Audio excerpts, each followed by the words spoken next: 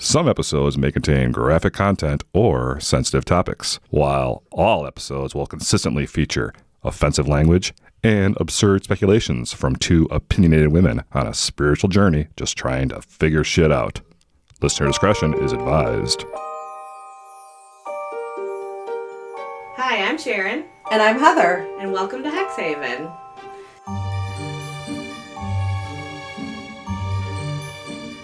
So, how was your Halloween? It was good. I don't know that I did much. No? Well, I did trunk or treat at my grandson's school. I didn't do any fun parties. How about you? Well, we had less people, surprisingly. Because, this is, less trick-or-treaters. Because this is, the warmest Halloween that we've had probably in, 5 years. Okay. So I was totally expecting it to be, jam-packed, but there was less people than we had even last year. So, I've seen a lot of people saying that, and I think it's because so many schools do trunk or treat. Yeah. A lot of parents probably are like, no, we're not going to do actual trick-or-treating. You went to trunk or treat at school, Yeah. And trunk or treat might be a safer environment. Yeah, I do see that. The other thing that sucks is they have it set, so it's pretty much right after parents are getting off work. We're like, nope, you did trunk or treat at school. We're good. Right. Well, I've been dying to know how many potatoes you got rid of. We got rid of almost all of them still. An entire bag again? We had, I think, 4 left at the end of the day. But yeah, they still love the potatoes. Oh my gosh. And then we gave out shots to the grown-ups. Nice. Nice. This one guy's he's like, yeah, we make sure we stop here every year because Papa needs a treat, too. Oh, that's fantastic. Yeah. I love it. Yeah. Did you do the thing that you wanted to do with your mom? Oh, yeah. So we didn't, do anything together necessarily besides, talk about what we wanted to do. Mm-hmm. And then I waited until everybody left. Okay. And I, set up an altar. I have some pictures. Maybe I'll put them in the show notes or something. Okay. I set up an altar and with some pictures for my grandma and burned sage and incense and meditated and actually just kind of talked to her. And then I use red wine for one of my staples in the altar. So then I poured myself some too. I was like, I did hear you like to drink, so But I just get this sense of apprehension. Really? Yeah, and I was kind of talking to my mom about if I could ever find a medium that was I knew for sure was legit, I would be interested in talking to a medium about some of the experiences that we've had when it comes to my grandma. Yeah, absolutely. But that's the biggest problem, finding someone that's legit. Yeah. Mm-hmm. But I would do it. I just listened to the Ghost Bunny podcast, and she was talking to a medium, and the big question that came up was, how soon do you wait to contact? Yeah. Oh, yeah. Do you, they passed away yesterday? Do you go to the medium right away? Do you wait 6 months? And he was like, give them time. Yeah.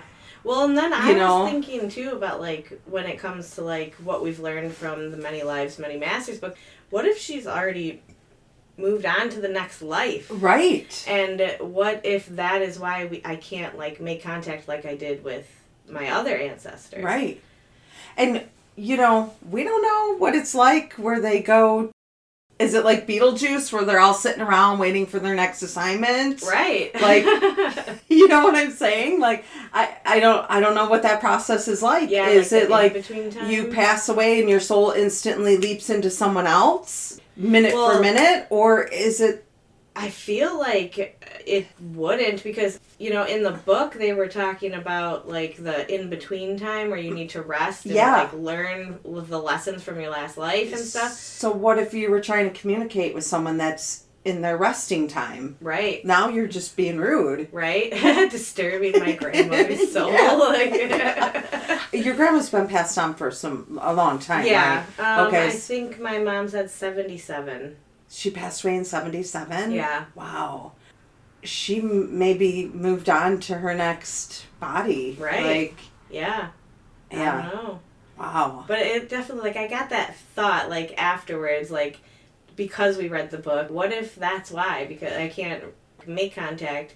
Or, like, maybe I am kind of, like, poking if she is in another life. If she was in, like, a new person, like, what if they felt me, like, poking them, kind of? Yeah, could you imagine, like, in her other life, like, sitting at the dinner table being like, who the hell is Sharon? Right? You know, like, like all of a sudden, having a dream of, like, oh like, my gosh, that's wild. Yeah. That is one book, I think about it constantly, Yeah.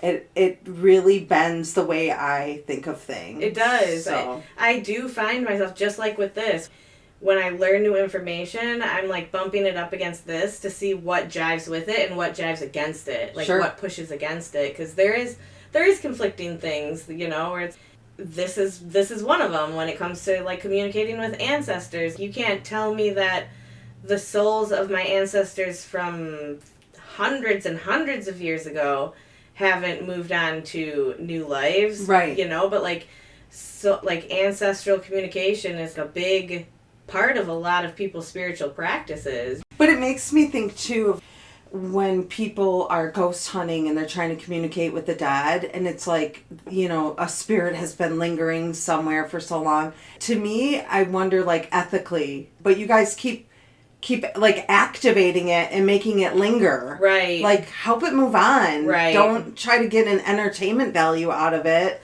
Help it move on. Mm-hmm. Like, you know? Yeah. I mean, I'm so intrigued by that, but then I just feel like there's a sadness to it too. It's like, Yeah. if someone's been lingering somewhere, but then they always say, like, they go back to the place that they liked the most. Mm-hmm. Okay, well then if they liked that place, leave them alone then. Right. You know? I don't know. I kind of wonder. I have heard theories where it's when there is, like, a ghost sighting and stuff like that, it's more of, like, an echo of something that's happened in the past. And doesn't necessarily mean that, like, that person is trapped in, like, an in-between world, but it's more just that whatever happened to that person was so powerful that it's repeating in time.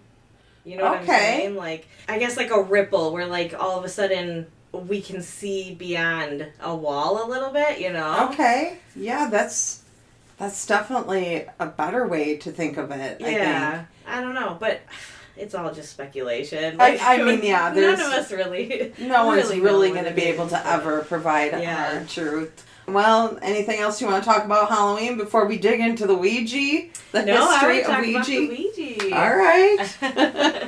Let's do it. Okay. I'm excited. I don't know very much about this. I just know that it was like a board game. Mm-hmm. And I know we've talked about it. We've aired it, I think, too. Like, you had a situation with the Ouija board when you were a young girl, like a teenager, where you ran out of the house and you were smart enough to go back. Yes. You know, to, like, close it out. Yeah. Even though we were all shitting our pants. Yeah. So, all right, the Ouija board. Well, it really starts out with the spiritualist movement. Okay. And this began in the U.S. around the 1840s and 1850s. People believed they could communicate with the dead through séances, table turning, and mediums. Mm-hmm. Do you know what table turning is? Because I had to look it up. Okay. It makes me think of a DJ. Yo. Yeah. Yeah. I mean, not the same, but that's so funny. Okay. But I did look it up because I was like, what is this? And I saw it quite a bit when I was reading about this. So it's really like a group of people, like say it's 6 people. Mm-hmm. They're sitting around a table and they are just going in a row. They ask a question. What is your name? And then the first person says the letter A. The next person says the letter B. So they just keep repeating the alphabet until the whole table turns to that person and they know that's the letter that it stops on. That's what table turning is. What?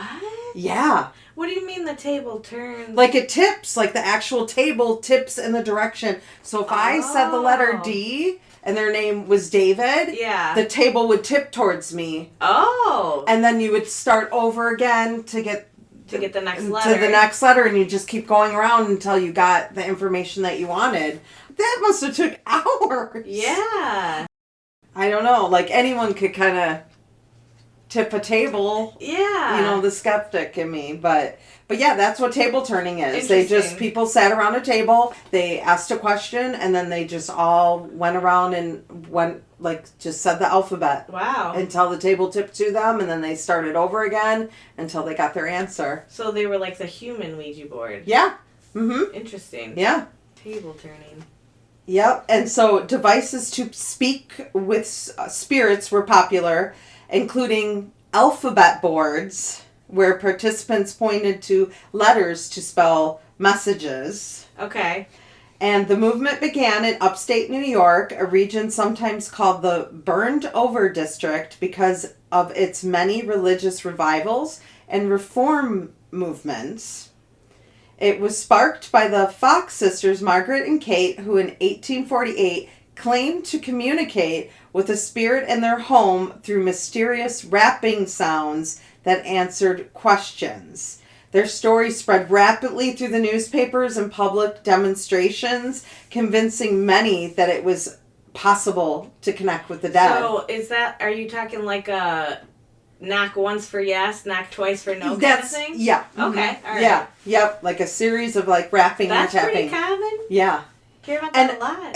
These ladies in 1848 think about it, like, I just imagine like opening your local paper, like 2 women speak to the dead. Like, yeah. We were like, whoa, that's bananas. Yeah. Like, but then people started trying it and seeing it, But the core beliefs of the spiritual movement were the soul survives death and continues to exist in the spirit world. Mm-hmm. Okay. The living can communicate with spirits through mediums. And mediums and psychics are different, just to clarify. Like, psychics predict your future. Okay. While mediums, they are sensitive to the other side so they can help you communicate with people that are passed over. Gotcha. I think a lot of times when you see things, people are referring to psychic medium as like the same thing. The same thing, but they're different. Mm-hmm. Very different. Like a psychic would be kind of like a fortune teller. Yes. Mm-hmm. But a little bit different because like when we talked with Diana, she calls herself a fortune teller, but she doesn't predict the future. She uses the cards. Mm-hmm. So yeah. The spirit world was thought to be benevolent and progressive, filled with spirits who wanted to guide the living towards moral and spiritual improvement. Okay. Unlike tradition. Oh God! So wait, are they trying to lecture the spirits to lead a more moral life? Yeah. You need to be good in the afterlife. No, I think the spirits, what they're saying is like, they believe that if a spirit came to you, it was to help you, lead you to a better life. Oh, okay. To lead you to be more spiritual. Gotcha. To be more open, yeah. Unlike traditional Christianity, it had no fixed doctrine or clergy, and it often overlapped with scientific curiosity and movements like abolitionism and women's rights. Common forms of communication included the séances, which, was the medium with a group of people that tried to connect with the dead. The table turning. Spirit photography was really big back then. Early attempts to capture ghostly images using photographic technology. Spiritualists saw this as proof of the afterlife, merging faith and early scientific experimentation. Mm-hmm. Through the 1850s and the 1870s. Spiritualism had become a full-fledged movement by now. Okay. I mean, this is pre-1900, which is wild to me. Yeah. Well, that's pretty much when the tides started to change a little bit. Yeah. Well, and I mean, at this point, if you weren't religious, you were considered like a devil worshiper. Yes. So to be this open, we were talking with my aunt that passed away, spiritualism aligned with Victorian values of family and mourning, offering comfort to those grieving lost and loved ones. Spiritualist newspapers, lecture circuits, and organizations flourished on both sides of the Atlantic. So it's huge. Yeah. They had newspapers designed for just them. That's cool. Mm-hmm. It attracted millions of followers, from ordinary people to famous figures like Mary Todd Lincoln, who was the wife of Abraham Lincoln. We all know Abraham Lincoln was the 16th president of the United States. Yeah. And she served as the first lady from 1861 to 1865. But she reportedly held séances in the White House after her son Willie died I've heard that. Yeah. After her son Willie died in 1862 of typhoid fever while living in the White House. When I was doing the research, I was like, oh my gosh, I feel like I remember hearing that. Mm-hmm. I feel like it's been in snippets of TV shows too. Yeah. You know, like... Probably. I would not be surprised. Mm-hmm. But, I was kind of shocked. I just recently started to learn about the, amount of, let's say, otherworldly type stuff was, going on in politics. Oh, yes. There's a bunch of shit. Oh, yes. I mean, you can even think back to Aleister Crowley. Yeah. How many people within his inner circle were politicians? Yeah. Were legal advisors? Mm-hmm. Were men of power that were a part of his occult, his cult, you know? Yeah.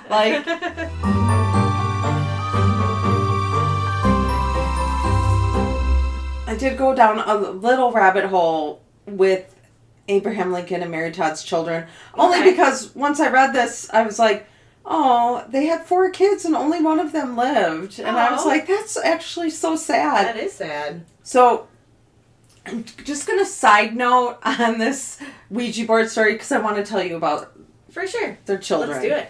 Robert Todd Lincoln, he was born in 1843, and he was the only child that survived into adulthood. Wow. He became a successful lawyer, businessman, and the U.S. Secretary of War under President Garfield and Arthur. Okay.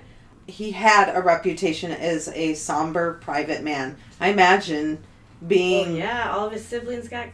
His dad got murdered. Assassinated. Mm-hmm. I'm sure you probably wouldn't want that to be the topic of every fucking conversation you have for the rest of your life, right? But then he died at age 82 in 1926. So that was their firstborn. Okay. He lived to the age of 82. Their second-born, Eddie Baker Lincoln, he was born in 1846, and he died in Springfield, Illinois, just shy of his 4th birthday. I know. I'm so sorry, everybody listening, that I'm including this sad thing, but I just felt like they deserved to be talked about. His death deeply grieved both of his parents. Mary never fully recovered from losing a child. That's my biggest fear. I don't know how I would move on. Dude, my daughter's going to be 30 in a matter of days. Mm-hmm. And I mean, that's my baby. Yeah. You know, she's going to be an 80-year-old woman. Well, I hope I'm still alive to see when she's an 80-year-old woman. But I still will see her as that... little baby. That kid that cuddled with me and, mm-hmm. And I can't imagine... our world is so scary. And sometimes I think about, if someone ever hurt my grandkids or if I ever lost them, how devastating. I don't think I could recover from that. Right. I just don't think that my heart could take that heartache. I don't think I could handle it. But the likely cause of his death was tuberculosis, and at that time it was called consumption. Yeah. And if you don't know, anyone listening, it is an infectious disease caused by a bacteria. It most often affects your lungs, but can also spread to other parts of your body, such as your brain, kidneys, spine, and lymph nodes.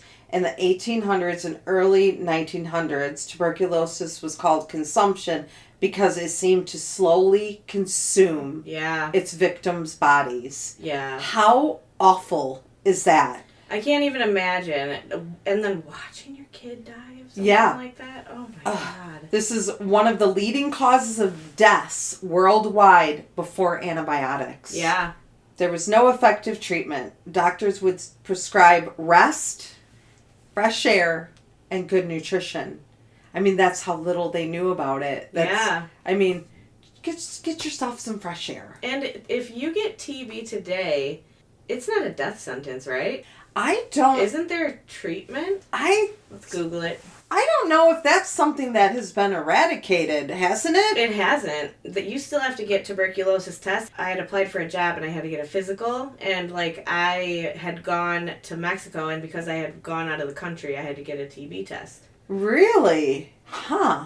Okay, so it says, yes, tuberculosis is treatable today. Proper treatment. Most people who have TB can be cured and prevent further spread of the disease.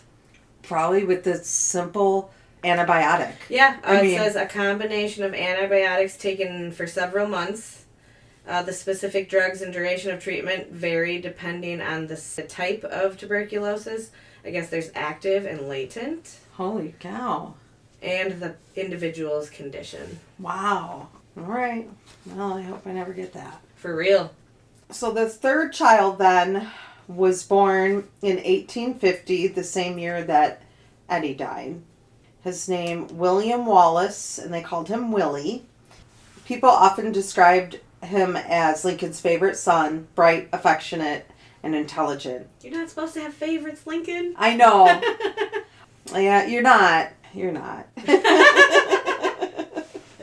Trying to think, like, with one. I'm assuming maybe this one may have become his favorite because he had just lost his 4-year-old. Yeah. So maybe he tended to have him around a little more and interacted with him. Yes. Yeah. And that's why I'm thinking the dynamic for him probably changed because by now the oldest boy is 7, so maybe something has changed. Yeah. You know, losing a child can change how you do things.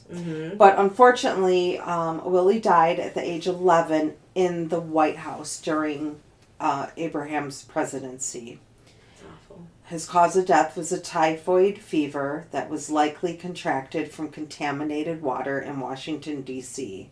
Wow. Both his parents were devastated. Mary was bedridden with grief for weeks, and Abraham was seen weeping openly, one of the few times he showed emotion publicly.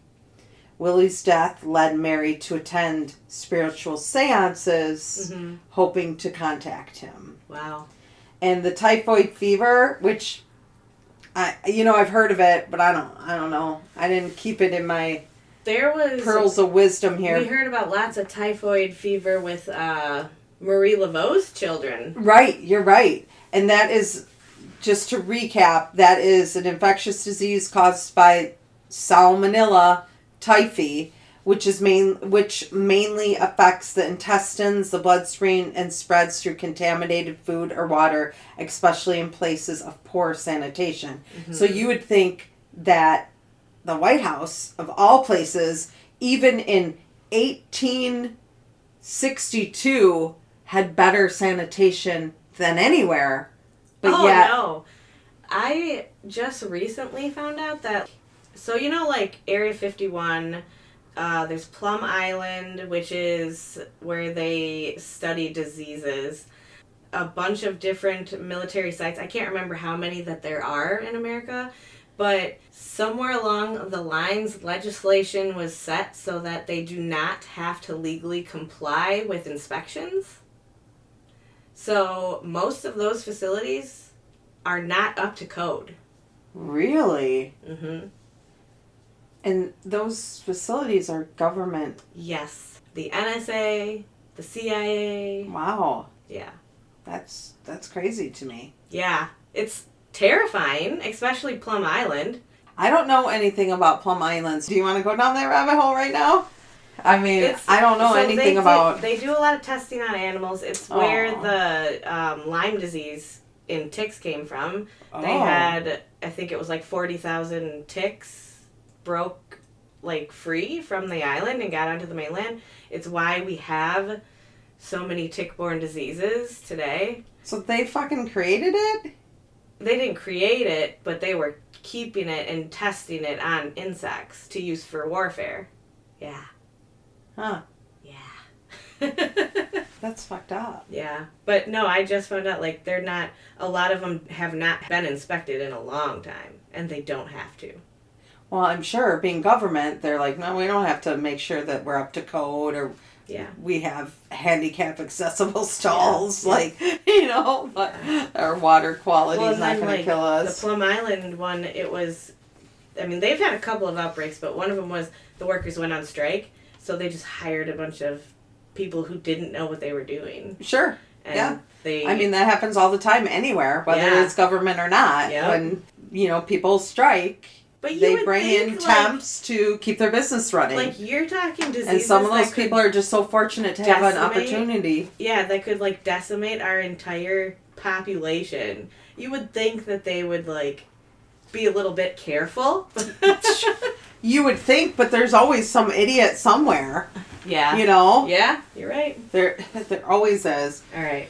Back on the Ouija board. Okay, back on the typhoid, actually, because I want to finish it. So, typhoid is transmitted through the fecal-oral route. Fecal-oral route? Yes. Fecal and oral, I feel like, shouldn't be in the same way. I know, which is super gross.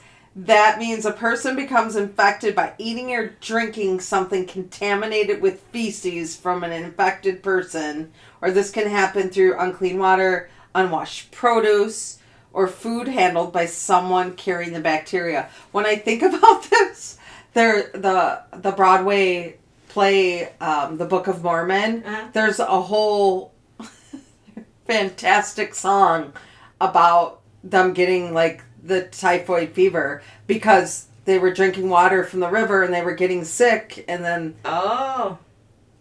they were pooping it out, and then it was going into the river, and then someone else is getting the cup to drink, and then they're getting sick, and it's this vicious cycle. It's a really funny song. Yeah. It's a really great part of the play. I highly recommend. It's so fantastic, the song. I really wanted to maybe tell you some verses from it, but maybe I'll tell you offline because... Okay. Oh my gosh. Some people who recover from typhoid become carriers, meaning they continue to shed bacteria without showing symptoms themselves. Oh, shit. Famously, Typhoid Mary in the 1900s New York was one such case. Have you ever heard of Typhoid Mary? I don't know. Okay. So this is the rabbit hole that I went down. I'm almost done with this rabbit hole, and then we'll come back up. Okay. But I was like, oh shit, that's right. I do know this name historically for some reason. But she was an Irish-born cook who became the first identified asymptomatic carrier of Salmonella typhi, the bacteria that caused the typhoid fever. Her case became one of the most famous examples of public health safety, highlighting how someone could spread disease without appearing sick themselves. Wow. So she was preparing food for people. Yeah. And she was and that is how the typhoid spread, is through Typhoid Mary. Wow. Yeah. That's crazy. Yeah. Can you imagine the guilt she has? Yeah. Hey, I'm Typhoid Mary. What's your name? Oh, God. Could you imagine her on a dating site? Oh, God. What would her profile say? Don't ask me about Typhoid Mary. I didn't know, okay? It's fine. Then their third child, Thomas Lincoln, was born in 1853. They called him Tad. He was restless and energetic. He was extremely close to both his parents, especially his mother, after Abraham's assassination. Mm-hmm. He died at the age of 18 in Chicago of tuberculosis. Again, Damn. Yeah. By then, his death had left Mary completely heartbroken and isolated. She had lost 3 of her children and her husband. That is awful. Yeah. Yeah, and she passed away in 1882. So. Wow. I know. All right, back to the Ouija because I got sidetracked. But I just felt so awful to have, That is a lot of loss. It is a lot of loss. And I feel like if someone were to be getting communications, it would have been her. Yeah. Mm-hmm. I want to say people still say that they see her in the White House. I watch so much stuff and I read so much stuff, and I sometimes don't really remember what was something I read that was from a actual, like, factual document, or it was something from some horror book I was reading. So, I don't know. But I thought there was rumors that she still was sighted at the White House. I mean, I'm sure now she's like, I don't want to fucking be there. Right? So, we go on to the birth of the Ouija. And this is, probably takes us to, like, through the 1890s now. Okay. In 1886, the Associated Press reported that spiritualists in Ohio were using a talking board with letters, numbers, and a movable pointer. Okay. This inspired Elijah Bond, an American lawyer, inventor, and businessman, and Charles Kennard, an American entrepreneur and businessman, to patent a version of the talking board.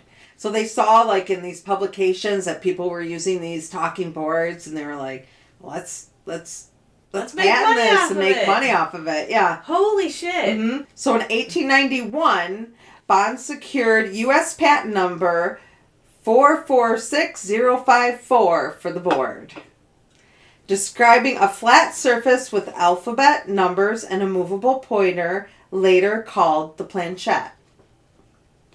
The name Ouija was said to come from the board itself. During the early sessions, the word was supposedly spelt out. Like, before the patent, you're saying? No, like the first time, so they made the board, and the first time they used it. Oh. Or they got the patent, but in the patent, it wasn't called a Ouija board yet. It was described as a board with a flat surface with alphabet numbers. It didn't have a name yet. Right. But then the name later came about during an early session. It supposedly spelled out the word Ouija on the board. Okay. But then other sources said no, it was actually called Ouija, reportedly, after the Egyptian word for good luck. Though it was more likely a mix of O-U-I, which is the French for yes. Yeah. Oi. And J-A. No, it's we. We? But I we? think it is spelled. Oi. Oi! My Midwest wee-wee. Right? Oi, oi. Oi,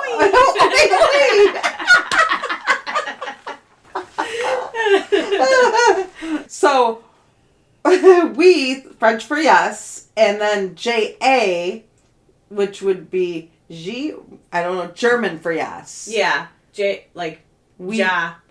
Ouija. Yeah. So Ouija. So then it became Ouija. Yeah. Which I think that's probably more of how it came about, is them combining words versus them being like, oh, it's spelled out. Because if something back then just spelled out like that, you'd be like, what is it even trying to say? Right. You know? So Bond and Kennard soon began manufacturing and selling the boards under the Kennard Novelty Company, which was founded in 1890 in Baltimore, Maryland. The board was sold as both a parlor game and a mystical tool. No seance experience required. I'll bet you that was real smart. Hell yeah, it was real smart. How much shit do you think has been, like, unleashed on this world from, like, people not knowing what the fuck they're doing with those things? Oh, tons of shit. Absolutely. Tons. This has progressed into the 1900s. Okay. Despite founding the company, Kennard's involvement didn't last long. In 1892, after disputes with investors and management, Kennard was forced out of the business. William Flood, who worked as a clerk with Kennard, took over production with his brother Isaac and renamed the company from the Kennard Novelty Company to the Ouija Novelty Company. Okay. So now it's taken on the actual Ouija name.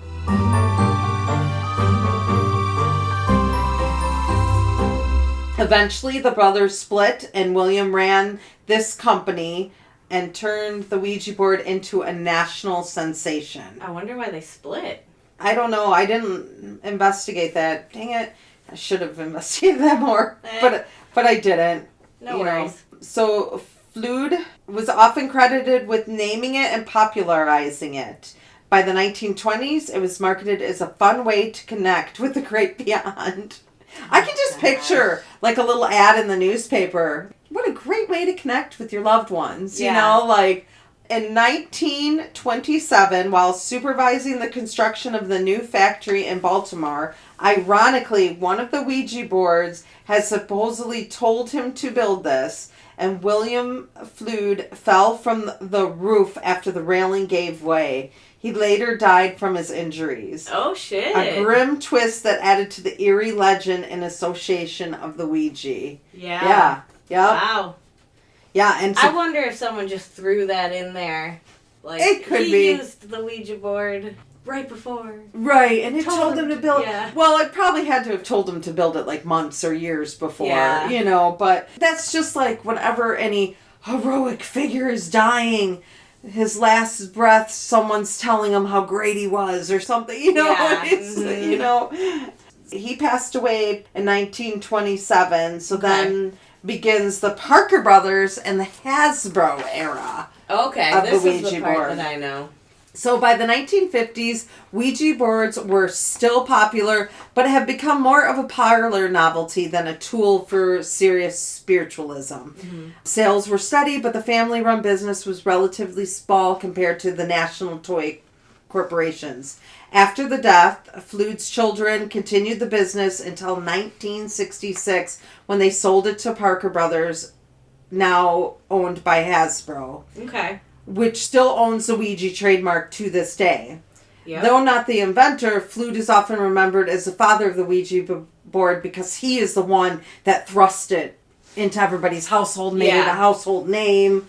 The 1960s were a period of growing interest in the occult, mysticism, and supernatural, especially among young people. Mm-hmm. Parker Brothers used this national distribution network to sell Ouija boards in toy stores, department stores, and catalogs.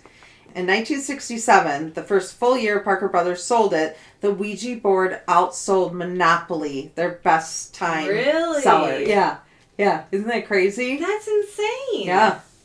I just picture, like, this 1960s housewife bringing, look, Charles, look what I bought. We can have cocktails after dinner and talk to your mother. Right? You know, like all these, like, little housewives buying it. Yeah. And having, like, parties and yeah, stuff. Like, probably, yes. Let's all sit around the table and Like communicate with the dead. The Tupperware lady. Yes. The cult lady.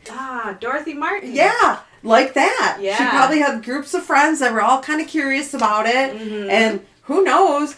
But I'd be very curious if the instructions say to close it out or to say goodbye.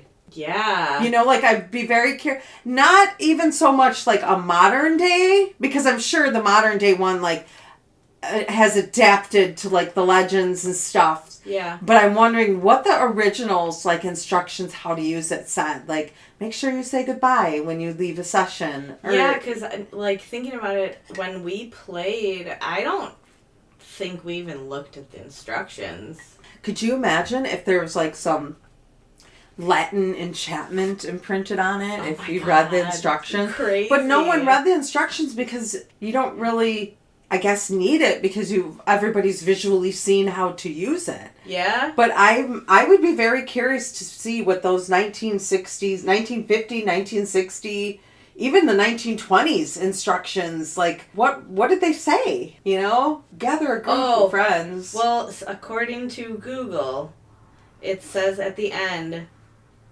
always conclude the session by moving the planchette to the word goodbye and separating it from the board to close the session properly. So I wonder if that is in the actual instructions. Next time I see a Ouija board while I'm thrifting, I'm going to open it up and just look at the instructions. Yeah, and just see what it says. I seen a Ouija board there a few weeks ago and I was tempted, but I'm like, I ain't bringing home someone else's Ouija board. Nah. Like, that's just... I don't even, like, want a Ouija board decoration. Like, I decorate, like, for Halloween, and I wouldn't even put up, like, a Ouija board decoration. See, I would I've do never that. even... Like, I'm not as afraid of it, but I think it's just because, like, I know now that it can't just bring something in by just sitting in your room. Like, you have to put the intention and energy into it. Yeah. To be able to make it work properly, but... That's true. It just creeps me out. That's why I was like, no. Yeah, I know. Okay. I have a friend who didn't come to... We were doing that witchy photo shoot, and she didn't come because someone brought a Ouija board. Really? Yeah. And Oh my I gosh. was like, I mean, I don't get it. But it's just...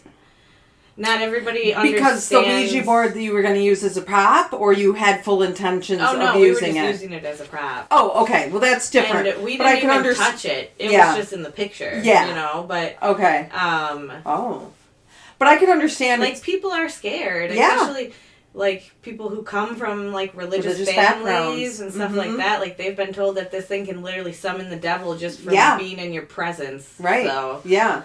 I mean, to us, yes, it seems so silly, but you can't really blame someone that's been conditioned that way to think. No, absolutely not. And, like, the thing is, too, with things like that, if you have a negative attitude about it, it's going to react negatively. So, if that's life. Yeah. So, like, belief is fucking powerful. So, if you believe strongly enough that that thing is going to do you harm... Right. Then there's a good chance that it might. Absolutely. You know? I've said this 100 times to you, but what you put out in the universe is what you're going to get back. And I am such a firm believer in that. Yeah. You know, like, you can't go around having a bad attitude about everything or towards everyone. Yeah. Because that's all the energy that's going to surround you is bad energy. And if you go into a situation thinking it's going to be bad, it's going to be bad. Yeah. Because you've walked into that situation with that energy and that mindset. Yeah. So you have to change your mind. That's why I try really hard, especially at work, to, like, not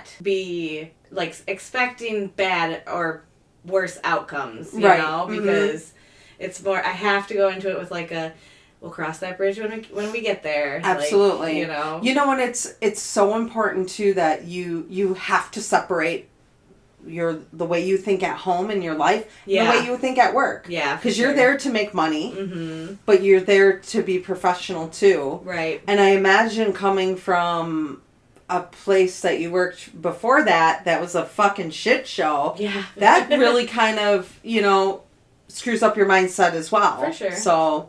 All right. I guess it does tell you to close it out, but I wonder if that's more of a 2000 or an up discretion that they added after they were unleashing hell for decades. It could be like after some bad shit actually started to happen, because there has been a lot of documented bad shit happen to people while using Ouija boards. So maybe they added it after they got sued. Yeah, maybe. Maybe it's probably like a little disclaimer, like, maybe someone, like a medium, was using it or got one and just read through the instructions and was like, holy shit, you guys, you didn't tell anyone to close it out. Right, yeah. And then all of a sudden they're like, whoops, well, we'll have to add that. Like, who knows? Yeah. It outselling Monopoly, they really think was because of a resurgence in the spirituality, that there was this whole counterculture movement with fascination of spirituality again. There was a fascination with Eastern religions and the paranormal. Yeah. They also say the rise of horror and occult themes in films and literature by then. A generation questioning authority and exploring the unknown. So it fit again into a cultural movement again. Yeah. So then the cultural shift from where it went from fun to fright, maybe, was the 70s to present. And the Ouija's reputation changed dramatically from 1973's The Exorcist. Wow, okay. This movie portrayed it as a gateway for demonic possession. And I'm sure anybody raised with religion was like, oh no. Yeah. Early in the film, it revealed that Regan first uses the Ouija board to contact a supposed friendly spirit named Captain Howdy. Soon after, strange and terrifying events begin. So then that leads up to the violent possession scenes that shocked the audience. And if you remember back to your trivia question, remember when it premiered, they had to hand out puke. Oh yeah, puke bags. Puke bags, yeah. But although this movie doesn't dwell on the Ouija, it implies that Regan's use of it opened a doorway to demonic forces. After 1973, churches, especially Christian fundamentalist groups, warned against Ouija boards, calling them gateways to Satan. Parents began banning them from homes. Media coverage and pop culture began portraying them as tools for black magic or paranormal danger. Yep. Since then, the Ouija board became a Halloween movie staple. It's featured in so many countless books, movies, TV shows, and it's as a way for conjuring or contacting the dead. Today, the Ouija board remains a pop culture icon, straddling the line between toy and occult tool, while scientists attribute its movement to the ideomotor effect. What's the ideomotor effect? Well, it's funny you should ask because I looked it up. So the word ideomotor, ideo refers to idea, and motor, movement. It describes automatic muscle movements that happen when a person expects or imagines emotion, but isn't concisely aware they're making it. So they're saying People that are moving it without realizing it. They're saying there was a group of us and we asked a question and we all desperately wanted it to be yes. We're all going to move it to yes whether we want to or not because we're subconsciously doing that. Okay. So in other words, when your mind thinks something might happen, your body can subtly make it happen without you realizing it. So it's not out of the realm of possibilities. The subconscious is fucking crazy. So this is how to explain the Ouija board according to the scientists.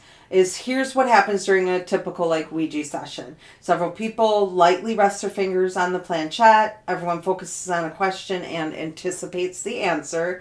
The group unconsciously makes tiny coordinated muscle movements that gently push the planchette across the board. Because everyone feels they aren't intentionally moving it, it seems like the movement must be coming from an outside force, like a spirit. And these subtle movements are too small to notice individually, but combined throughout several people, they produce a smooth, directed movement. Which makes fucking sense. It does. The scientific evidence in it is the ideomotor effect has been known since at least the mid-19th century. In 1852, English physician William Benjamin Carpenter first described it scientifically. Later experiments, including those with dowsing rods, pendulums, and automatic writing, confirmed that the same unconscious movements occur across many mystical practices. Modern studies using motion sensors and blindfolded participants show that when people can't see the board, the planchette's movement becomes random, proving it's guided by human expectation, not external forces. Wow. Think about that. Doing it blindfolded. Yeah. No one would be able to push it. No one would know. But when would you know to stop? Or when would you know...